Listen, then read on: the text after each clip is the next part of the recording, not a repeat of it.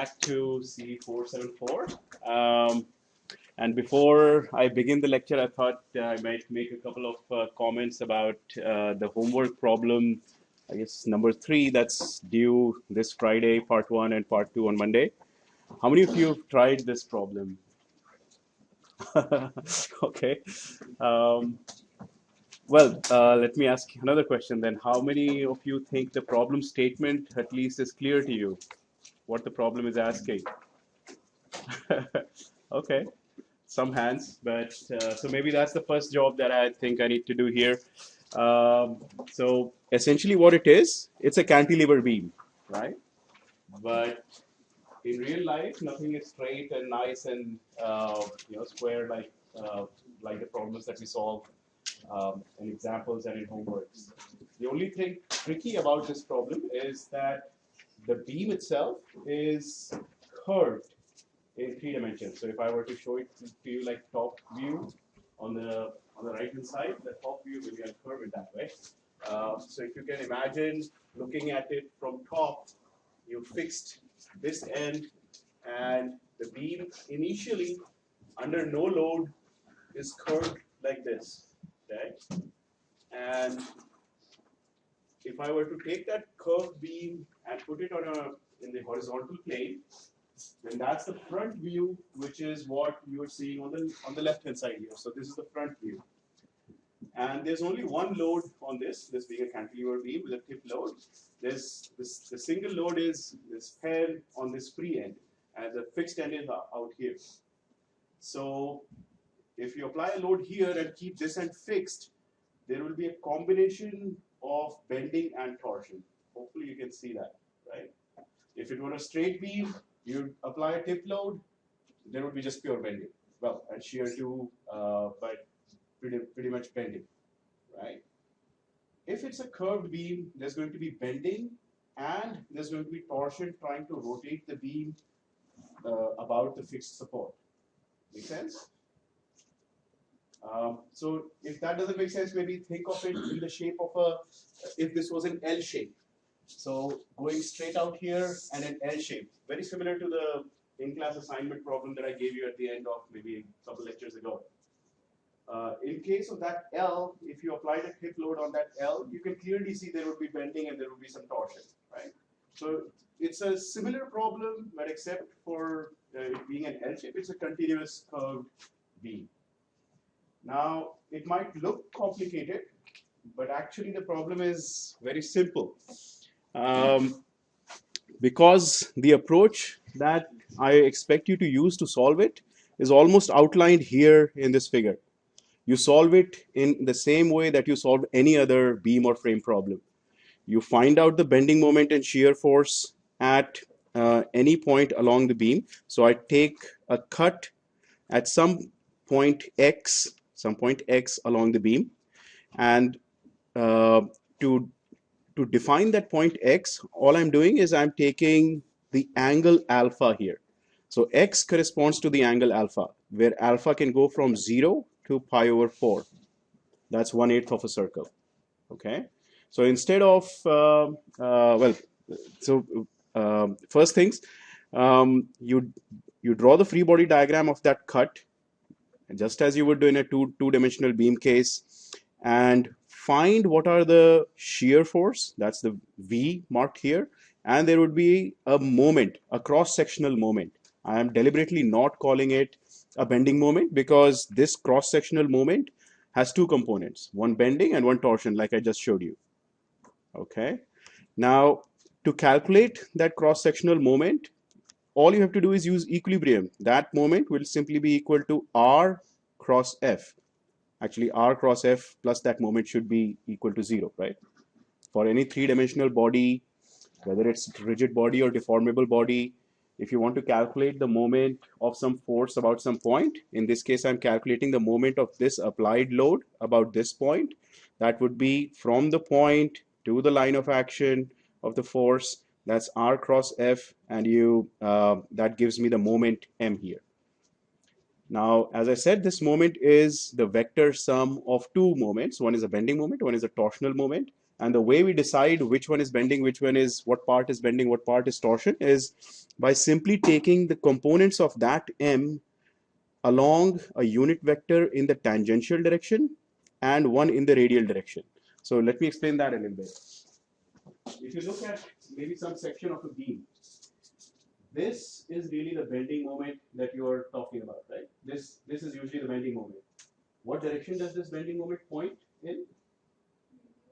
In the radial direction, right? It points out. So if this is the beam, I'm applying a moment like that, then that moment is pointing perpendicular to the beam, really in the radial direction, right? And if it was a torsion, then the torsion would be pointing along the axis of the beam. That's the tangential direction, right? So all you need to do to find bending moment and to find torsion is to take M dot with R, that will give you the bending moment, and M dot product with T will give you the torsional moment. This R and T are already defined in your problem statement. The sort of the expression to calculate M, which is R cross F, is also given to you. V, as you can pretty much eyeball, will be equal to F. So shear force remains constant along the curved beam. Bending moment will increase as you go from the free end to the fixed end, but it won't be linear because it's really a curved beam, right? But you will see that the expressions are not really very complicated. And the other part is, once you have the real bending moment, real bending moment diagram, real shear force diagram, real torsional moment diagram, once you have all of that, the problem is asking you to find the vertical displacement at A using the virtual work method. So what should you do? Apply P prime or F prime at A as well, right? That F prime and this real F are essentially the same load, or will cause the same shear force, same bending moment, same torsional moment, right? If I have a structure, a cantilever beam with a tip load P, and I ask you for the displacement at the tip under the real load, then you would just replace the real load with a virtual load, P prime, and calculate the virtual bending moment diagram, multiply it with the real curvature, and integrate along the length of the beam, right? So that's exactly what you would do here as well. Maybe I'll write the expression too. So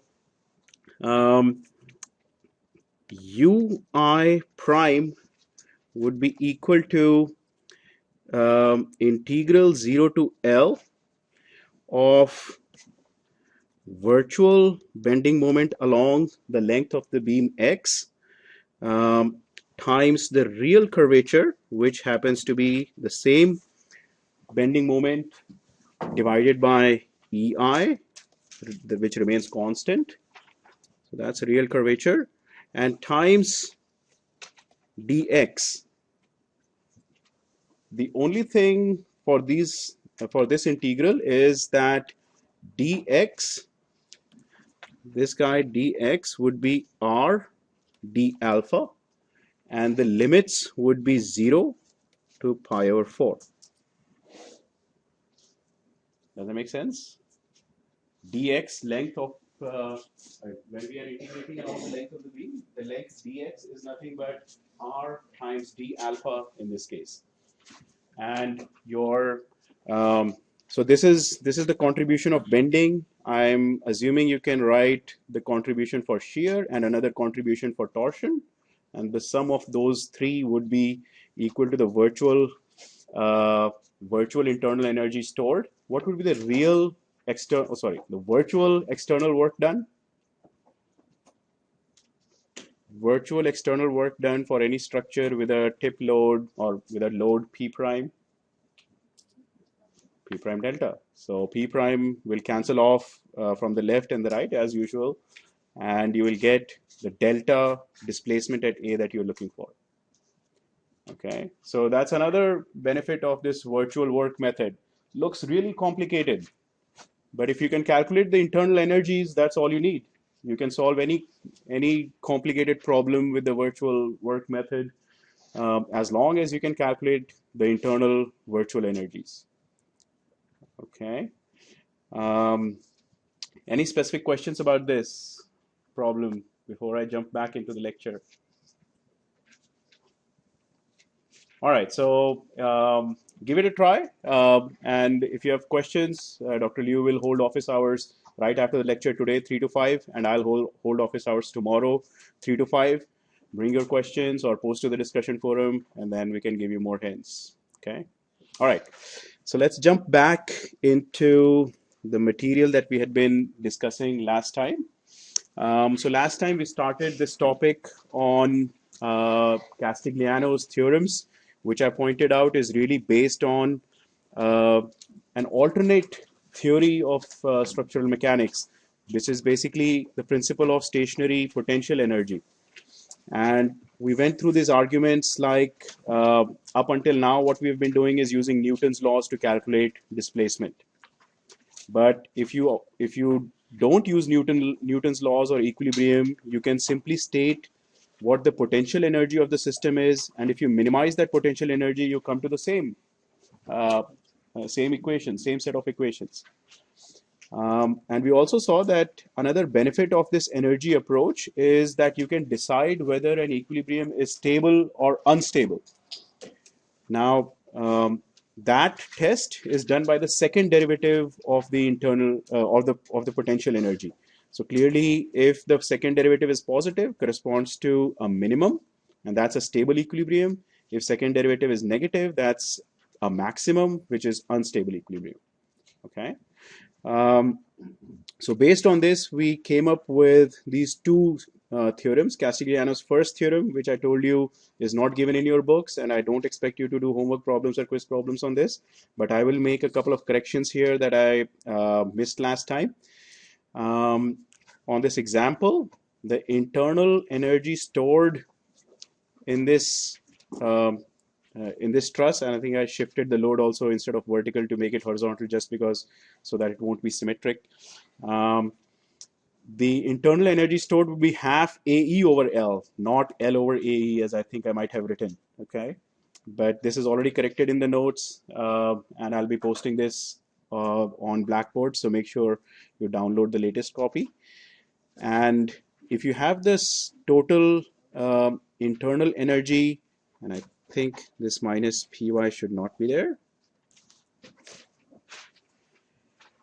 then derivative of that internal energy with respect to dx should be equal to P. That's what the first theorem says. And derivative of ui with respect to delta y should be the load in that direction, which is 0. Now, this by itself does not help us too much because we already know the load, and what we usually look for is the displacement. But this first theorem can be used to find internal forces in AC and BC, which is actually much easier to solve with equilibrium and with Newton's laws. But just to show you how it can be done, I've included an example just as an aside. If you're interested, take a look at it.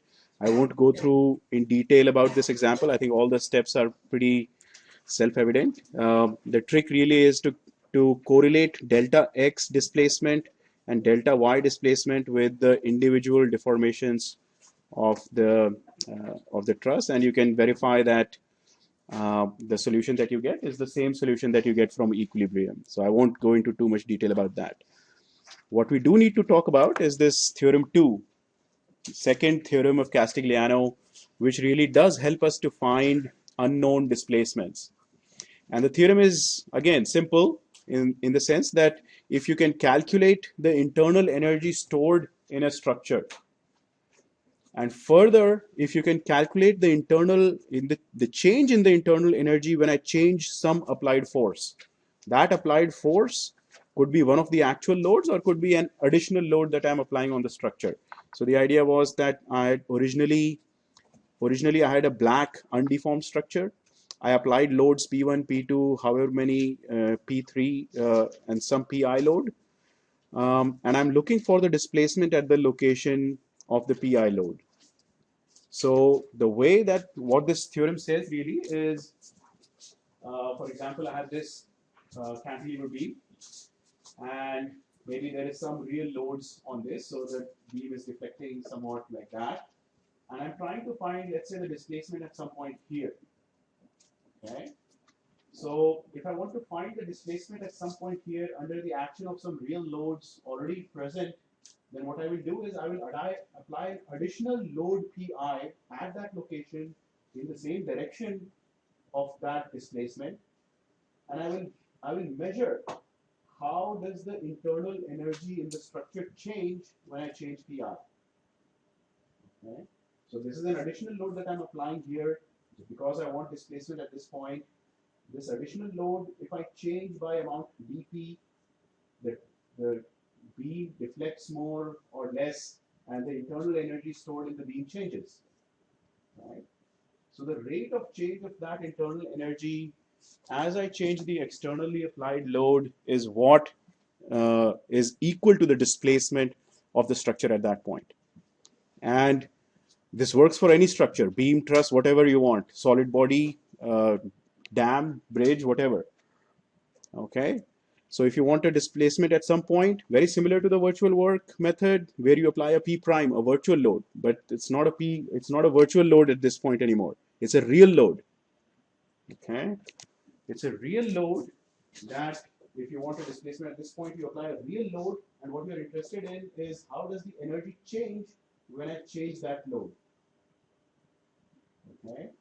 So we sort of went through the basic steps of the proof, and I also showed you it depends upon it's derivable from the principle of stationary complementary energy, which is a fictitious energy complement to the real energy stored in the system. We went through this corollary of how this helps us to find unknown reactions in a cantilever beam for with a fixed support, some load here. If you want to find By, you usually use compatibility. And I think last time I had another small error here. There should have been a PL in the expansion of this squared term. And I've also completed out this example showing you the steps of finding out the actual reaction By. So again, download the latest notes from Blackboard, and that will help you see where how this is applied. Okay. And finally, we were, I think, about at this point for the Castigliano's theorem, second theorem for trusses, where we had, for example, this truss and with some real loads P1, P2, P3. And what we wanted to do was to find the vertical displacement at E. So what I told you was that since we want vertical displacement at E, we'll apply an additional load. Okay, so I'm going to call the loads that are given as actual loads, and this extra Pi that we are applying as an additional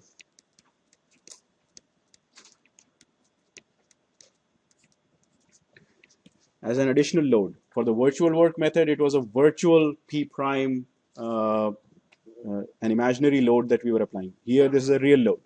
And what we are going to do is we are going to change the magnitude of this load, increase and decrease it to try to figure out what is the energy stored in the system when I change the magnitude of that load. Okay. So we went through this argument that the internal energy stored in the structure would just be half times n, which is a function of Pi. Why is it a function of Pi? Because as I change the magnitude of this load, the structure deforms more or less and kind of moves, right? Just like I was showing you this cantilever beam. If I want displacement at this point, I will change the magnitude of that Pi to try to figure out how does the structure respond. Okay, so the internal energy stored in the structure is really a function of this additional load Pi that is being applied. Okay, so that's why I'm writing it as Nm, which is an internal force in all of the members, and really it's a function of this Pi. So square L over AE as usual. So that's the internal energy stored in the entire truss as a function of Pi. And then I will take the derivative, because that's what the second theorem says, take the derivative of the internal energy with respect to this Pi. Since it's a function of pi, I can take the derivative of that expression with respect to pi. Half and 2 cancel off. What I'm left with is nm. And using the chain rule, I have this additional term d, or partial nm, partial pi. But there's another something interesting, p equal to 0. That pi, I want to evaluate that derivative at p equal to 0. Right? So if I give you a function and I tell you that I want the derivative of that function, the derivative of that function is the displacement that I'm looking for, where do you evaluate that derivative? That's still a question, right? You evaluate that derivative at p equal to 0 because in actuality there is no load there, right? In actuality, this is the structure that we are solving. This pi is a load that we had applied in addition to the actual loads.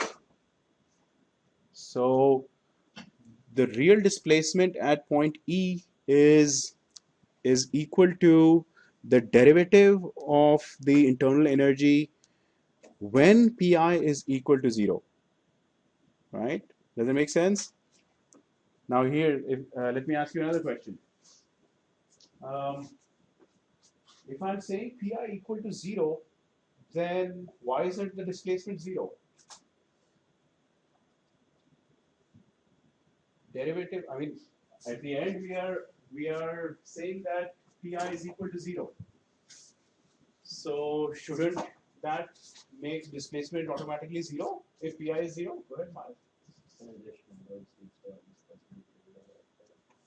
That's right. So it is an additional load which is causing the internal energy to change when I change that load, right?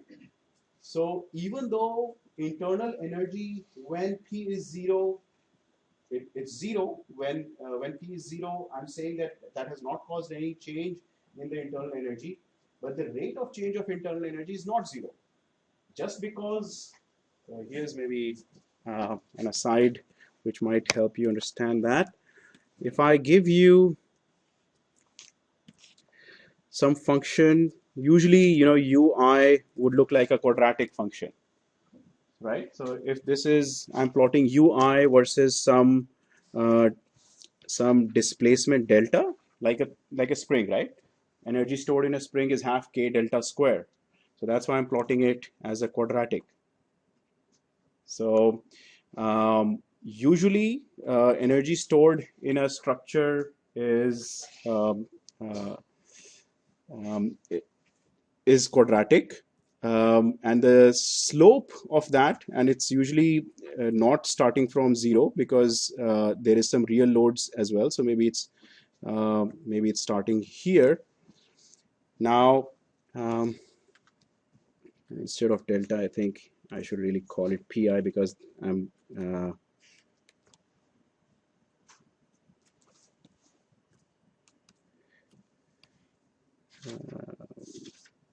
something like this. So what I'm plotting here is the change or the internal energy with pi. So when p is 0, internal energy is whatever it is due to the real loads. And it need not even be here, so it could be here, sorry. Change, as I change pi, internal energy would change. Now, just because internal energy is some value here, it does not mean that the slope of the internal energy is 0. The slope of the internal energy is dui dpi. Okay, so that's why even though the internal energy at this point is the internal energy stored due to the actual loads. Let me go back here. If I remove this p, at this stage the structure has some internal energy stored in it. When I apply the p and when I change the magnitude of this p, then I'm really measuring the rate of change of the internal energy in this structure. But I want to measure that rate of change of the internal energy in that structure at a specific value of p, and that value of p is 0. That's why we take the derivative of internal forces with respect to p when p is 0. Okay. All right, so I think I'll come back to this point if that's not immediately clear. Um, but essentially, after this point, it's just a bunch of algebra. And I told you last time that you can clearly identify this term. This term ends up being very similar to the n prime divided by p prime from the virtual work method that we had studied a couple of weeks ago.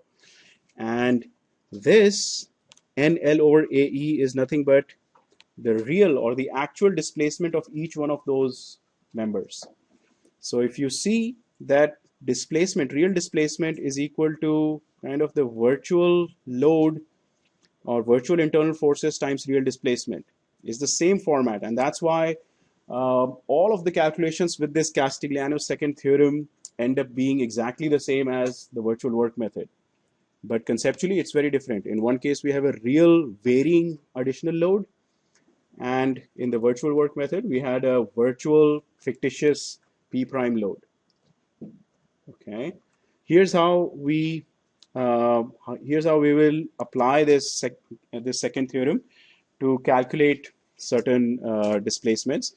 The first thing we'll always do is calculate real, and I'm going to add that word actual internal displacements dm.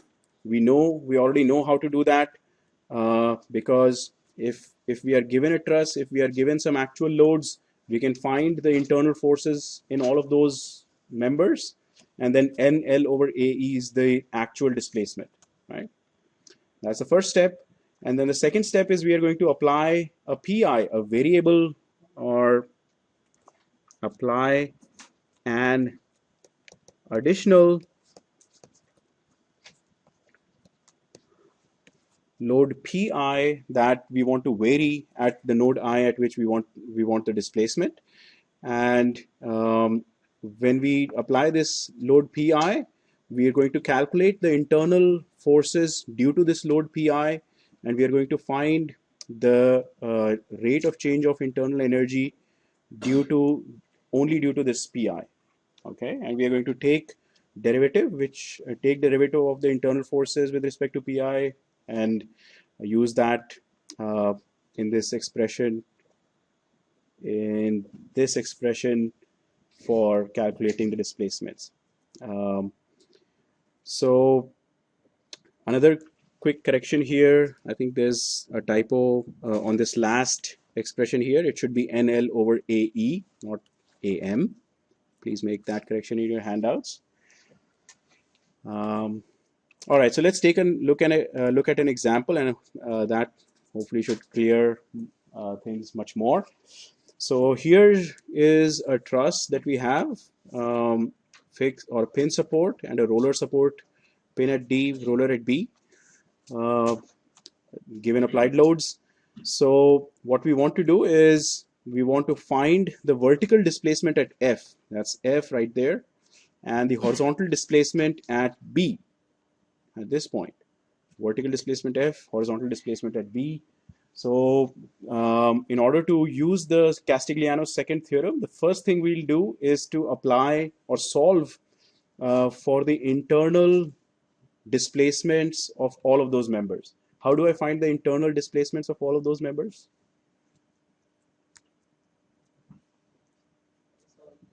That's right, PL over AE. So first of all, solve for all the internal forces and then just use PL over AE.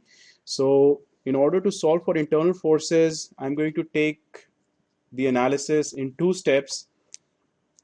First, I'm going to remove this load. And in the absence of this load, what does this 8 kilonewton force do to this truss? Hopefully you should be able to see that the reactions would be 4 kilonewtons. 4 kilonewtons. And this would be a zero force member, this would be a zero force member, this would be a zero force member, this would be a zero force member, this would be a zero force member. And what we have then is minus 5 compression, very similar to the couple of truss examples that we've already done. and a tension of 3 and 3 here, right?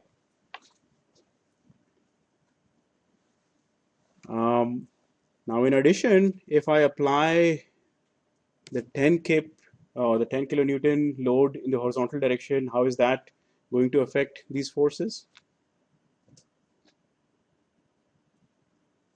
Is that going to cause any difference to the members above this line? It's not going to cause any difference to any of these members, right? So if you were to remove that 8 kip force or 8 kilonewton force, let me for a second remove that. If I had just this truss, all of these top force members would be zero force members, right? So the only change that this 10 kilonewton force does is that this member, instead of being a zero force member, now comes under compression of -10. These two bottom chord members, instead of being 3 kilonewton and 3 kilonewton in tension, come into compression -7, -7. Okay. So you can either solve the truss the way that I just did, or you can use your favorite method of sections, method of joints, calculate all the internal forces, and you'll end up with the same thing. Okay. So those are the real forces in the truss, and knowing the real forces in the truss, I can calculate the displacements of each one of those members, which I've already done and I've listed out in this blue column out here. So this blue column is nothing but -10, -7, -7, -5, -5. Those are the internal forces in these members times their length divided by AE. Okay, those are already listed. Now to the interesting part. To apply Castigliano's theorem and to find vertical displacement at F, what should I do? I need to apply a real PI at that point. So I'll mark that as PI. And what I want to do is to change the magnitude of that PI to see how does this internal energy stored in the truss change. So in order to do that, what we would need to do is to first of all,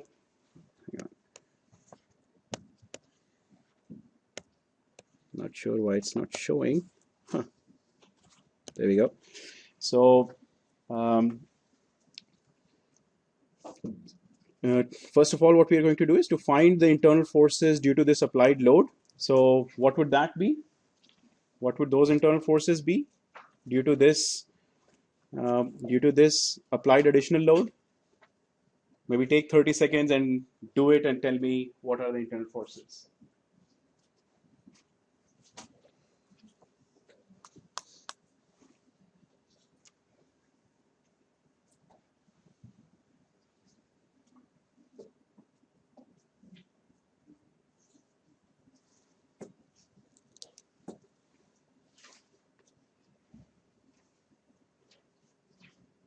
Okay, first of all, what are the zero force members?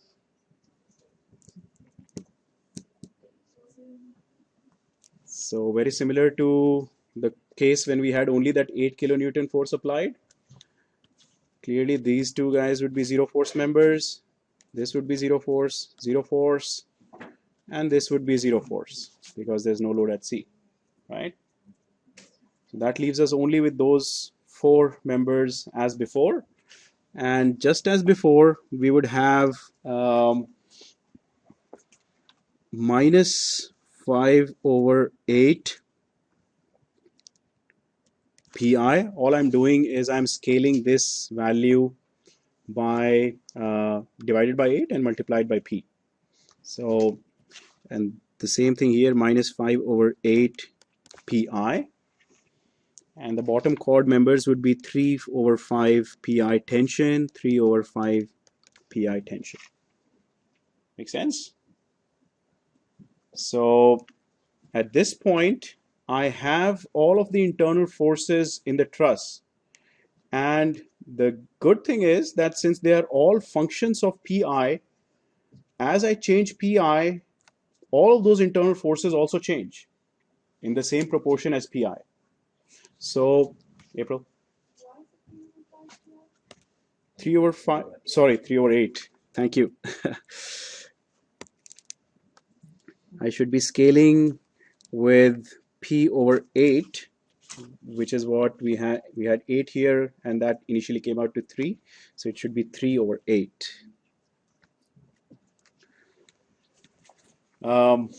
So if I list those forces out here, let's mark the zero force members first. I don't see AE. Okay, so AB is 0, BC is 3 over 8 pi, CD 3 over 8 pi, BF is minus 5 over 8 pi, and CF 0 and DF is minus 5 over 8 pi. I think there are a couple of other members also, but they are zero force in the real and the additional, or the actual and the additional load cases. So I have not listed them here. At this point, the problem is really simple, because all we need to do is to apply the second theorem, which means that we need to take derivatives of all of these things with respect to pi. Since these are all linear functions of pi, their derivatives would just be 3 over 8, 3 over 8, minus 5 over 8, 0, minus 5 over 8. And the rest is basically algebra. You just multiply this column with this column, multiply the rate of change of n with the real displacement d, list them out here, sum them up, and applying the second theorem immediately tells me what, I think there should be an AE also in here. Yep.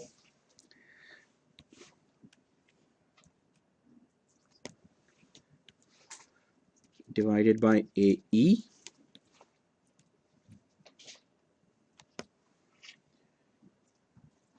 So if you look at this table carefully, the calculations that you end up doing are exactly the same as the virtual work method. But clearly, the procedure that we used to get there was different. You apply P, take derivatives, and then do all of those algebraic calculations. Any questions on this? No? All right, so let's do the second part. I want the horizontal displacement at B. So what should I do? Add a real additional load at B in the horizontal direction. So that would be the real PI additional load that I'm applying. And under this real load, what would be the forces in the truss?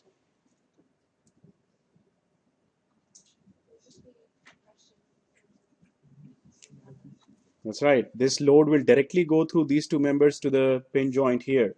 All the other truss members would be zero force members, right? So, and to be able to see these things, the easiest way to do that is to first mark the zero force members, and it'll have a reaction pi here and minus pi internal force minus pi internal force here. Those are the only two non-zero forces. So BC and CD, I'll mark minus pi, everything else is 0. Their derivatives would be 0, 0, 0, and minus 1 for those two members. You take the product of those two columns. Once again, what you get here is very similar to the virtual work method. Okay. Any questions? So, I think there's there is one example or one question on problem 4 on your homework 4 as well. That's on this Castigliano's second theorem. So please do make use of the Castigliano's second theorem. Don't just solve it by virtual work method, because of course you'll get the same answer in those two cases, and even the calculations will look exactly the same in those two cases, except that you do need to point out that you are actually calculating the internal forces as you are varying the real load. So you need to have this column as a function of P. And I might also comment here that the couple of examples that are given in your book on this topic, I find the book's approach is kind of needlessly complex. What they do is, for example, if for finding the vertical force at F, what they would do is to take this pi out here and add it to that, and then evaluate the derivative. Evaluate the derivative instead of pi being 0, they'll evaluate the derivative at that load equal to 8 kilonewtons. In both cases, of course, you'll get the same answer, but that approach is just needlessly complex because whether you solve these two loads separately or whether you solve these two loads together, you can simply use the principle of superposition to solve them separately, and that will be a much easier calculation, right? And the fact that the second theorem applies only to linear structure means that you can solve them separately and use superposition rather than complicating things by adding a varying load on top of the real loads and so on. So, but either way, whichever way you feel more comfortable, use the book's approach or the approach that we are talking about here. Either way is fine. And of course, let us know if you have questions. Okay. So let me introduce in the 5 minutes that I have of how to calculate displacement. Question. Yes, sir. Say it again. I think there must be extra handouts somewhere in the back. Where do you have any handouts in the back there? Okay. So